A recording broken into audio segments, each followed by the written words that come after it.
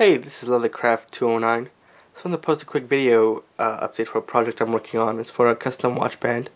And I wanted to kind of go over something with a customer, but also making the video public just for people to be aware of. I make, these leather watch cuffs, I guess, is the name for it. And there's a couple ways to attach this point. And so one of the issues that comes up sometimes is that the pin is too close to the body, right? And so I was trying to explain the situation and some possible solutions. So for this watch, the band broke off, and so this is the other side. So I just want to explain how this works. So this was actually attached, and I can still put it on. The pin's right in there. Slip the pin on off. But originally when I got the watch, the pin was in, and it was basically like that. One of the issues with this, though, the reason I ended up removing the pin and just to see what I could do, is if you look really closely. Let me see if I can get this to focus. So yeah, it's not doing it. But the pin is really tight. It's really close against the body, which is actually probably why the original band broke to begin with. So if you look right there, like that's the gap, right? So the leather has to slide. So let me see if I can get this. The leather has to slide basically between these 2 points. And I don't know if I can actually do that with this. Oh, there it goes. Okay. See right there? So like it has to slide between that. Now I did thin this leather down, so in case you're looking at it and wondering what's going on, it is a thin down leather, right? So to get it underneath, and of course I would just use a little thing to pull that flap out. To get it in there though is the gap between the casing and the pin is really tight. So this is like a strap. I was going to use this part right here, for example, right? And so this is a normal thickness, and this is still pretty thin for a strap. But in order to get it through this section, I had to go back and thin this. So you probably can't tell on camera, but this part is, well, it's the normal thickness of this leather, which is I think 1 to 2 ounces.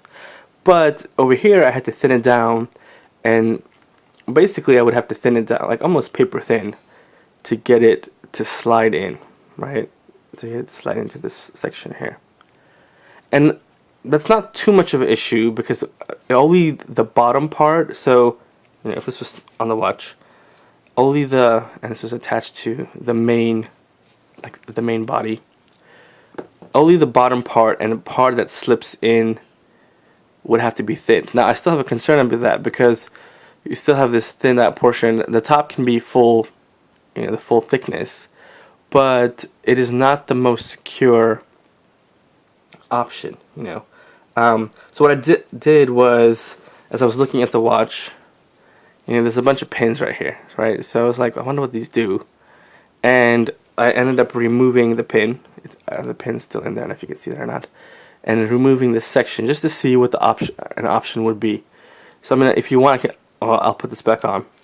But when I got to this part, this section, and let me see if I can get it to zoom up.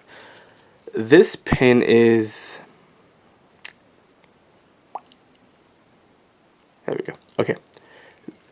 There's a lot more play in there, and this is the full, this is the unthinned section, right? So if we look, that's a thin part of the strap. This is the regular part of the strap, and that fits in without any issue. Obviously I have to pull it through whatever, but it goes in without concern. And so I could feed that through and create the strap that way, and it would be using a thicker piece of leather. So that's what I'm going to show you. Of course, the issue with that though is you lose this decorative edge, and technically you would lose this decorative panel too if we did that, if we went with a thicker part. If you want to keep that, it's not a problem. I mean, I would put this back on and just thin down the leather on one section and get it through there. I do have a concern on durability because looking at the original bracelet, to me that's why this band broke, because it was so thin in that area that just the movement over time wore this away. Now, the good part about having this design is if the strap does break for some reason, the leather did wear away and it broke. One strap will always be holding it, right? I mean, the chances that they're both gonna break at the same time is slim. So if for some reason one strap broke and the watch was going to fall, like, it wouldn't fall off your wrist, right? Because this strap or the other, or this strap, the other opposite strap would be keep holding it. And I would flap over, but the bracelet would still be attached to your wrist, right? And so that would be the good news, is that if for some reason it did break, the watch wouldn't go falling off, onto the floor or whatever.